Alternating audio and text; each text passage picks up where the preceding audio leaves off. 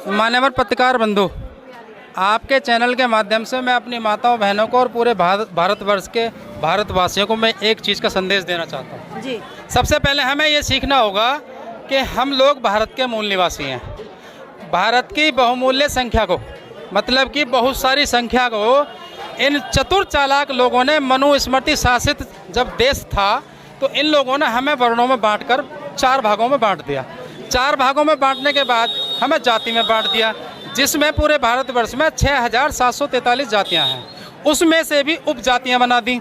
अच्छा, मैं उन तमाम साथियों से पूछना चाहता हूं जो अपने आप को जाटव, चमार, तेली, तमोली, पासी, धीमर ये सब लोग बताते हैं, ये जाति प्रजातियां किस में होती हैं? मेरी माता मैंने सुने एक बार, जाति प्रजातियां किस में होती हैं? जाति प्रजाति होती हैं जानवरों में, जैसे कि कुत्ता, जैसे कि बिल्ली, भैंस, भेड़, बकरी। तो जाति प्रजातियां जो होती हैं वो जानवरों में होती हैं। मनुस्मृति के लोगों ने, मनुस्मृति शासित देश में हम लोगों को इन्होंने जातिवाद बना करके या जातियां बता करके इन लोगों ने हमें जानवरों से बदतर बता दिया गया। लेकिन आज आधुनिक देश है, आज आधुनिक देश है, आज इंटरनेट का ज़माना है, लोकतंत्र का ज़माना है। बाबा साहब ने जो कॉन्स्टिट्यूशन दिया, जिसमें सबसे ज़्यादा अधिकार जो दिया, हमारी भारत की बहन बेटियों को अधिकार दिया। जैसा कि मैं आपको बता दूं कि भारत में पहले मनुस्मृति में हमारी बहन बेटियों को पैर की दासी माना जाता था, उनको साड़ी पहनने का अधिकार नहीं था, उनको शिक्षा का अधिकार नहीं था। तो मैं ये बता देना चाहता हूँ, जब उनको पैर की दासी माना जाता था ना, तो आपने आज भी वर्तमान में चल रही एक प्रथा है, मैं आपको बता दूँ, कड़वा सच है। आज एक प्रथा चल रही है, जब हमारी किसी बहन बेटी की शादी होती है तो वो रोकर विदा होती है।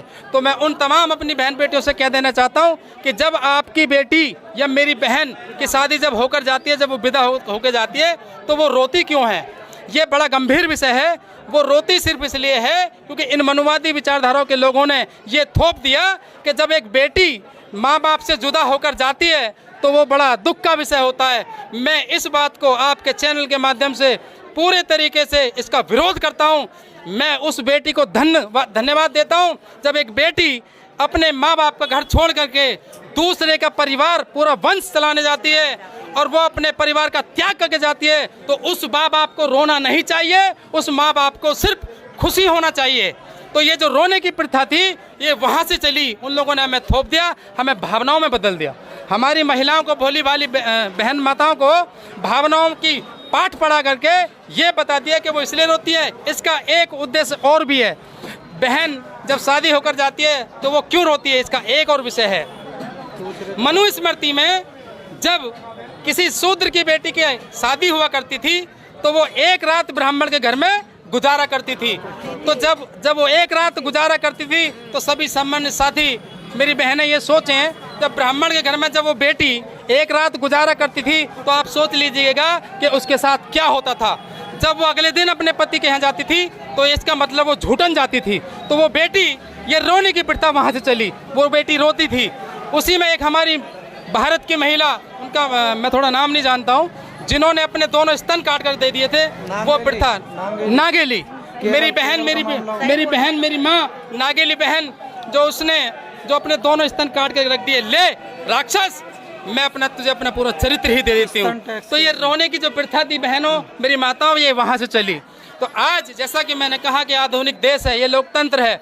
मान्यवर काशीराम साहब, ज्योतिबा फुले, पेरियार साहब, या जो भी तमाम इस भारत की जन्मभूमि पर तमाम महापुरुष हुए हैं, जो वीरांगनाएं हुए हैं। देखो, वीरांगना से मुझे याद आया, फूलन देवी को पूरा भारतवर्ष नहीं, पूरा वर्ल्ड जानता है। फूलन देवी नाबालिग उम्र से लेकर के उसके साथ पता नहीं कितने हजारों बार उसका बलात्कार किया गया। जब उस बहन ने ठाना कि मेरा स्वर्ण कास्ट के लोगों ने मेरे साथ इतना शोषण किया है, मेरा शारीरिक शोषण किया है, तो एक दिन उसने भी अपनी आवाज़ बुलंद करने का काम किया। साथियों, उसने एक संगठन चुना और उसको आतंकवादी घोषित कर दिया। उसने चुन चुन कर उन्हीं लोगों को मारा जिसने उसके साथ शारीरिक शोषण किया। आज उसी बहन की, उसी माता की, जिसको फूलन देवी कहा जाता है, उसका आज महापुरुषों में गिनती होती है।